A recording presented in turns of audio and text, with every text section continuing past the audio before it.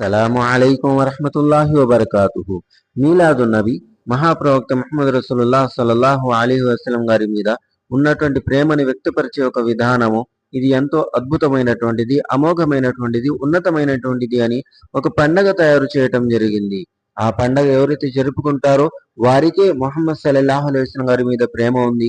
మరెవరైతే ఈ పండగని జరుపుకోరో వాళ్ళకి ప్రవక్త గారి మీద ప్రేమ లేదు, మరియు మీలాదున్నవి అన్న పండగ లేదని నిరూపించినట్లయితే వారికి మేము ₹1,00,000 ఇస్తాము, 10 లక్షలు ఇస్తాము, ₹1,00,00,000 ఇస్తాము అని ఛాలెంజ్లు కూడా విసురుతున్నటువంటి ముస్లింలు చాలా మంది ఉన్నారు.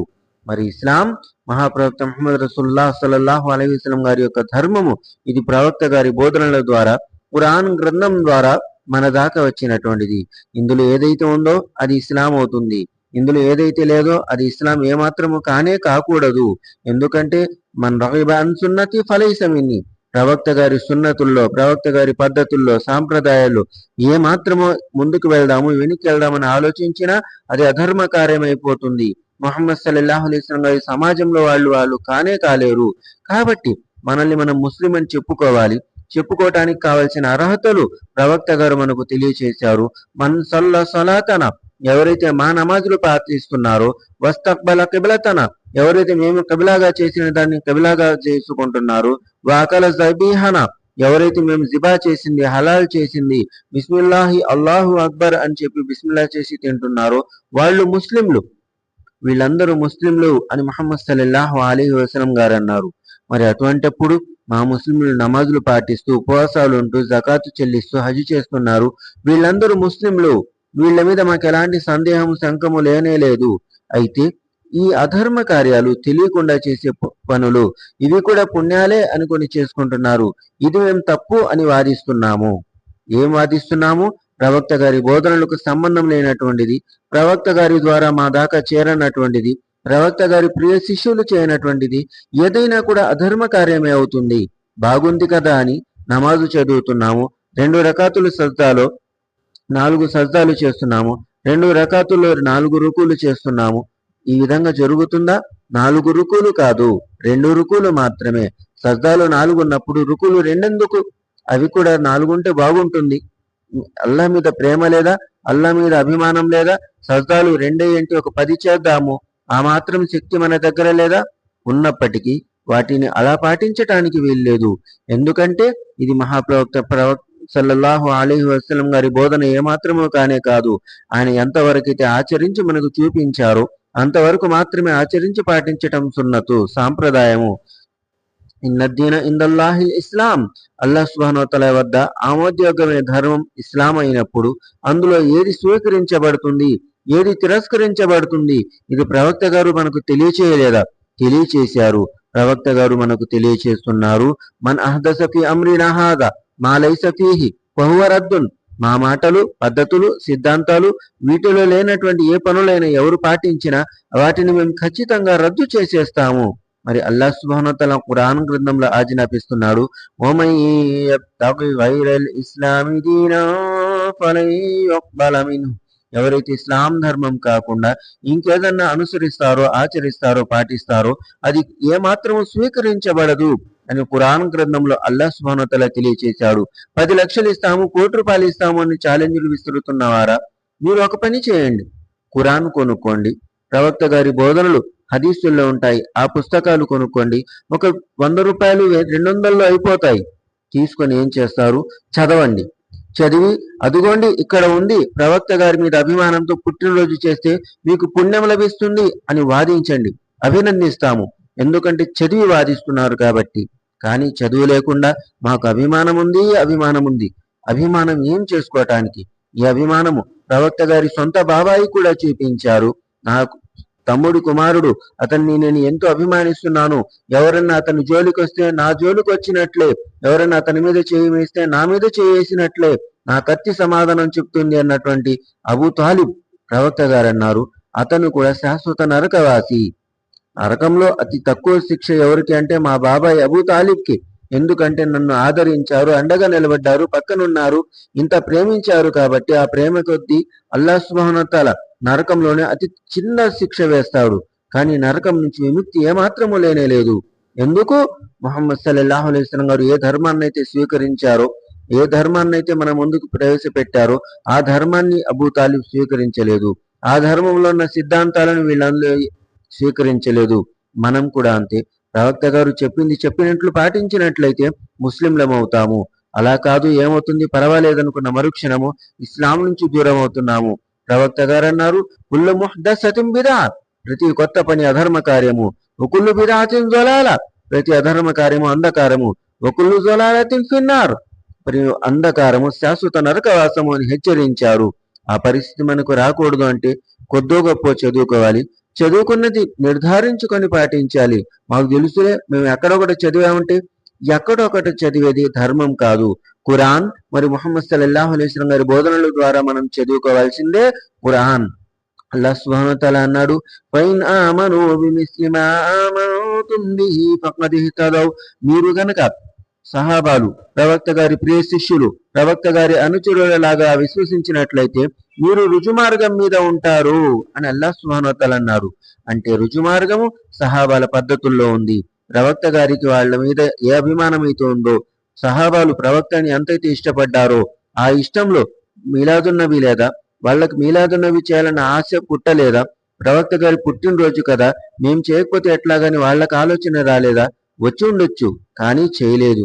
ఎందుకంటే ఇది ప్రవక్త గారి ధర్మంలో లేదు, ప్రవక్త గారి ఆమోదము లేదు, ప్రవక్త గారి ఆజ్ఞ లేదు. ఇస్లాం ముహమ్మద్ సల్లల్లాహు అలైహి వసల్లం గారు చెప్పిందే అయి ఉంటుంది. ఈ ప్రవక్త గారి ఖురాన్ గ్రంథంలో మనకు కనిపించాలి. అలా కాదులే, ఇలా కూడా అయి ఉంటుందిలే అనుకుంటే అది కుఫ్ర్ అవుతుంది, అంధకారం అవుతుంది, అధర్మకార్యం అవుతుంది. ఇలాంటి పనుల నుంచి మనం జాగ్రత్త పడాలి. ఎంతో మంది ముస్లింలు ఖురాన్ చదవక, హదీసులు చదవక ప్రవక్త గారి మీద ప్రేమ ఈ విధంగా వ్యక్తపరచాలేమో అనుకొని రకరకాల పిచ్చి పనులు చేసేసి ఇది ఇస్లాం అని చూపిస్తున్నారు. పైగా ఎంత అవమానం అంటే, ఏ మనిషి అయినా కూడా తమ తల్లిదండ్రుల్ని అవమానిస్తారా, లేదా తనను తాను అవమానించుకుంటారా? లేదే. రాజకీయ పార్టీలను చూశాము, ఆ జెండాలు మోసేవాళ్ళు కూడా ఆ జెండాలను సగౌరవగా ఇంట్లో దాచిపెట్టుకుంటున్నారు, ఇంటి మీద పెట్టుకుంటున్నారు. కానీ మన ముస్లింలు ఎంతో దారుణమైన పనులు చేస్తున్నారు. మీలాదున్ నబీ రోజున ఒక రోజు ఏ సంతోషం అయితే, ఏ సంబరం అయితే లా ఇలాహ ఇల్లల్లా అని తిరుగుతూ ఉన్నారు, కలిమా ఉన్నటువంటి జెండాలు పట్టుకుని ఊరూరా తిరిగారో, ఈ పనుల కారణంగా మనల్ని ద్వేషించే వాళ్ళ ద్వేషం మరింత పెరుగుతుంది. ఎందుకంటే వాళ్ళ పనులకు మేము అడ్డొచ్చాము, మేము రోడ్డు మీద నుంచోటం కారణంగా వాళ్ళెవరో బాధపడి మహాప్రవక్త ముహమ్మద్ రసూలుల్లాహ్ సల్లల్లాహు అలైహి వసల్లం గారిని దూషించారు. మేము చేసే పిచ్చి పనుల కారణంగా ప్రవక్త గారిని వాళ్ళు ద్వేషిస్తున్నారు. ఇది ఒకవైపు అయితే, ఇంకొక వైపు ఇంత ప్రేమ చూపించి ఇన్ని జెండాలు పెట్టుకొని తాసియా తీసి ఊరూరా తిరిగి చివరాఖరికి రెండో రోజు, మరుసటి రోజు 24 గంటలు గడిచిన మరుక్షణము ఆ జెండాలు చెత్త కుప్పలో, మురికి కాలువలో పాడేస్తున్నారు. ఏంటి, ప్రేమించే వాళ్ళు చేసే పనులు ఏవైనా? అలీ రజిల్లాహు తాలాను గారు ఎప్పుడైతే హుదైబియా ఒప్పందంలో ముహమ్మదుర్ రసూలుల్లాహ్ అని ప్రవక్త గారి తరపు నుంచి మక్కా వాసులకి అని రాశారో, మక్కా వాళ్ళు అడిగారు, మిమ్మల్ని ప్రవక్త అని అంగీకరించట్లేదు, అందుకే కదా ఈ విభేదాలు, ప్రవక్త అనేది తుడపండి, ముహమ్మద్ అన్న పదాన్ని పెట్టండి అన్నప్పుడు అలీ రజిల్లాహు తాలాను గారు అన్నారు, ముహమ్మద్ రసూలుల్లాహ్ సల్లల్లాహు అలైహి వసల్లం గారు, ఈ పదాన్ని నేను తొడపటానికి ఏమాత్రం ఇష్టపడను, నా వల్ల కానే కాదు, నా ప్రాణం పోయినా పర్వాలేదు, నేను చేయలేనన్నారు. ఎక్కడుందో నాకు చూపించండి, నేనే తుడుపుకుంటానని ప్రవక్త గారు అన్నారు. అంటే అలీ రజిల్లాహు తాలాను గారికి ప్రవక్త గారి మీద ప్రేమ లేదా? ఆయన చెప్పిన మాట వినటం ఈయనకు ప్రేమ లేకపోయినట్టేనా? ప్రేమ ఉంది, కానీ ఆ విధంగా చేయలేదు. ఎందుకు చేయలేదు అంటే ఇది ఇస్లాం ధర్మం కాబట్టి. అలీ రజిల్లాహు తాలాను గారు ఏది పాటించాలి, ఏది పాటించకూడదు ప్రవక్త గారి దగ్గర నేర్చుకున్నారు. మరి తొడపండి అన్నప్పుడు తొడపలేదేం? ఎందుకంటే ఇది అవమానము, కనిపిస్తున్నటువంటి అవమానము. సహాబాలు కనిపించే అవమానాన్ని భరించలేదు, ప్రవక్త గారే ఈ విధంగా చేయండి అంటే భరించలేదు. అటువంటిది ఈరోజు మా ముస్లింలు ప్రేమ ఉంది అంటున్నారు, కానీ ఆ జెండాలు తీసుకెళ్లి చెత్త కుప్పలు పడేస్తున్నారు. గౌరవం ఉంది అంటున్నారు, ఆ జెండాలు లా ఇలాహ ఇల్లల్లా ముహమ్మద్ రసూలుల్లాహ్ అన్న పదాలను మురికి కాలువలో పారేస్తున్నారు. కొద్దిమంది దాచిపెడుతున్నారు, ఇంకొద్ది మంది కాల్చేస్తున్నారు. ఏదైనా కావచ్చు, కానీ ఈ పనులు ఏంటి? ప్రవక్త గారు వీటికి ఎంతవరకు అనుమతి ఇచ్చారు, ఎంతవరకు అనుమతించలేదు మనకు తెలిసి ఉండాలి కదా. మీలాదున్ నబీ ఈ పండగ గాని, ఈ పండగ పేరు మీద జరిగే ఏ కార్యం కూడాను ఇస్లాంలో అధర్మ కార్యమే. 10 మందికి అన్నం పెట్టడం కూడా తప్పేనా, పాపమేనా అని ప్రశ్నిస్తున్నారే. ఆ 10 మందికి ఈ రోజు పెడతారా? పెట్టరు. ఎందుకు పెట్టరు? పెట్టండి. పెట్టరు. ఎందుకంటే మీకు ప్రత్యేక సందర్భము కావాలి. మీలాదున్నబి అన్న పేరు మీద ఒక పండగ కావాలి. అదే 5 పూటల నమాజు ప్రతిరోజు మసీదులో ప్రవక్త గారి మీద అభిమానం ఉంటే, ఆయన్ని ప్రేమించే వ్యక్తులైతే, అల్లాహ్ను ఆరాధించే వ్యక్తులైతే మసీదులో కనిపించండి.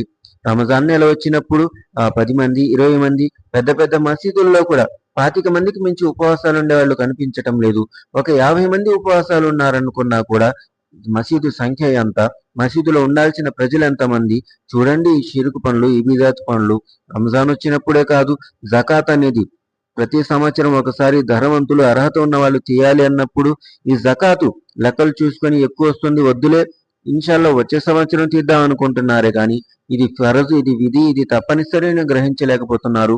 ధనం ఉన్నప్పటికీ కూడా దాన ధర్మం చేద్దాము, ఏముంది, అనాథలను ఆదుకుంటే తప్పేంటి, హజ్ అవసరమా ఇప్పుడు అని వాదించే వ్యక్తులు కూడా మన మధ్య ఉన్నారు. హజ్ చేయాలి. ధనవంతులైనప్పుడు, ధనాన్ని అల్లాహ్ ప్రసాదించినప్పుడు అల్లాహ్ హక్కు హజ్ చేయాలి. ఏ ముస్లిం అయితే అల్లాహ్ హక్కు అని భావించి అల్లాహ్ హక్కులు చెల్లిస్తాడో అతను ఖచ్చితంగా మనుషుల హక్కు చెల్లిస్తాడు, మానవులని గౌరవిస్తాడు. అల్లాహ్ హక్కులు చెల్లించకుండా మానవుల్ని గౌరవించాలి, ప్రేమించాలి అంటే ఎంతవరకు? మేము దాన ధర్మాలు రూపాయి 2 రూపాయలు దాన ధర్మం చేస్తున్నప్పుడు అల్లాహ్ కోసమును ముందుకెళ్ళిపోతున్నాము. మేము రూపాయి దాన ధర్మం చేసేటప్పుడు కూడాను ఒకళ్ళు ఫోటో తీసుకోవాలి అని ఏనాడూ కోరుకోలేదు. 10 రూపాయలు ధర్మం చేసినప్పుడు కూడా 100 రూపాయలు అల్లాహ్ మార్గంలో ఖర్చు పెట్టినా కూడా మా పేరు బయటికి రావాలని మేము కోరుకోము. ఎందుకంటే ఇది అల్లాహ్ కోసము. కానీ ఏ మనుషులైతే మేము మంచి పని చేయడం కూడా తప్పేనని అంటున్నారో 4 సార్లు చేస్తారు. ఆ తర్వాత ఏంటి, 5ఓసారి ఏదైనా చేయాలనుకున్నప్పుడు వాళ్ళకి పేరు కోసము, పలుకుబడి కోసం ఏది కనిపించినప్పుడు వాళ్ళు ఏ ఉద్దేశంతో చేస్తారు? మేమైతే అల్లాహ్ చూస్తే చాలు అని చేస్తాము. వీళ్ళు ఏ ఉద్దేశంతో చేస్తారు అంటే అల్లాహ్ యొక్క ఆరాధనలో అల్లాహ్ను ప్రేమించాలి, అల్లాహ్ను విశ్వసించాలి, ప్రవక్త గారి బోధనలలో ప్రవక్త గారిని అనుసరించాలి. అది ఏ విధంగా ఉండాలి, అది సహాబాలను చూసి మనం నేర్చుకోవాలి. వాళ్ళు ఏం పాటించారు అది మన జీవితంలో ఉండటానికి పూర్తి ప్రయత్నం చేయాలి. వాళ్ళేం పాటించలేదు, అవి మన జీవితాల్లో ఎక్కడన్నా దూరినట్లయితే ఈడ్చి అవతల పాడేసేయాలి. వాటిని కాలితో తన్ని బయటికి పంపించేసేయాలి. కాదులే, కూడదులే, పర్వాలేదులే, మానవత్వం మంచితనం అన్నప్పుడు మానవత్వం లేకుండానే ఇస్లాం మా ముందుకు వచ్చిందా? మంచితనం లేకుండానే ప్రవక్త గారు ఈ ప్రపంచాన్ని వీడేశారా? మానవత్వం మంచితనానికి ఉన్నతమైన నిదర్శనాలు ప్రవక్త గారు మన జీవితాల్లో వదిలేసి వెళ్ళారు. ఇంకా మానవత్వం ముఖ్యము, ధర్మం ఏముంది అనుకుంటున్నారా? సరే, అది మీ ఇష్టము. మీ ఇష్టాలను మేము గౌరవించాలా వద్దా అనేది మా అభిప్రాయం అయినప్పుడు అల్లాహ్ యొక్క అనుమతి మాకుంది. ఏంటి అంటే ధర్మం కేవలం ఇస్లాం మాత్రమే.